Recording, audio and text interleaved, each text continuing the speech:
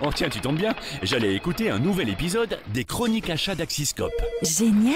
Ça porte sur quoi cette fois? C'est sur la performance achat.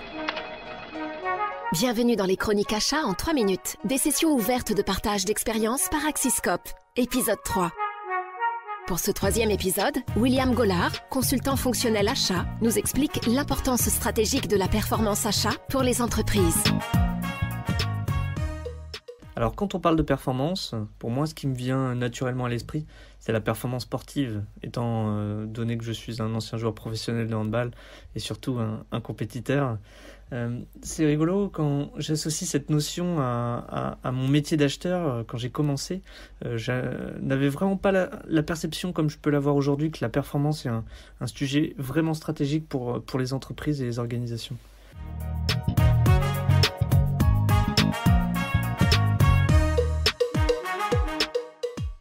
Si je devais donner ma propre définition de la performance achat, je dirais que ce sont toutes les actions réalisées par les acheteurs pouvant dégager de la valeur ajoutée pour leurs entreprises. Malheureusement, ce que je constate au quotidien, c'est que beaucoup d'organisations et d'outils du marché se cantonnent uniquement au pilotage de la gestion des contrats, de la négociation des tableaux de bord.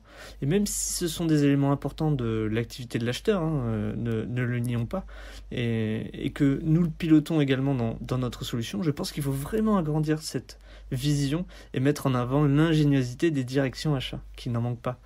À titre d'exemple, nous sommes très fiers de pouvoir accompagner nos clients et leurs fournisseurs dans leur processus d'homologation produit et innovation.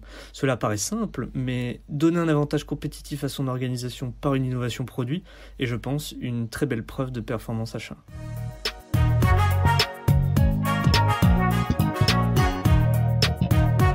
Lors de nos ateliers que nous réalisons auprès de nos clients, nous travaillons énormément avec les équipes sur les processus métiers, avec vraiment l'objectif de leur faire gagner du temps et de collaborer efficacement dans une solution simple et rapide à déployer. Là aussi, ce que je constate, c'est que cette méthodologie fonctionne. Elle nous permet vraiment de coller au plus près des besoins et des exigences de nos clients et de les satisfaire. Et c'est vraiment ça qui est important.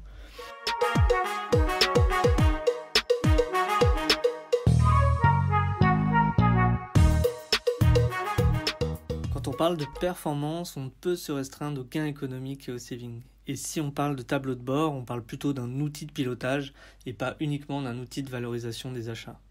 Je pense qu'il faut accompagner ses clients dans toutes leurs activités comme l'élaboration de campagnes d'évaluation fournisseurs, de plans de progrès, d'audits et même le suivi des réclamations clients. En fait, je pense que c'est ça notre métier. Puisque pour moi, l'ensemble de ces modules contribue à la performance achat.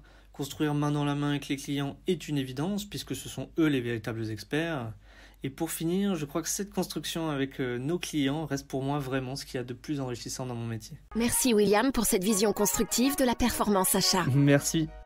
Vous pouvez écouter les épisodes précédents sur vos plateformes préférées.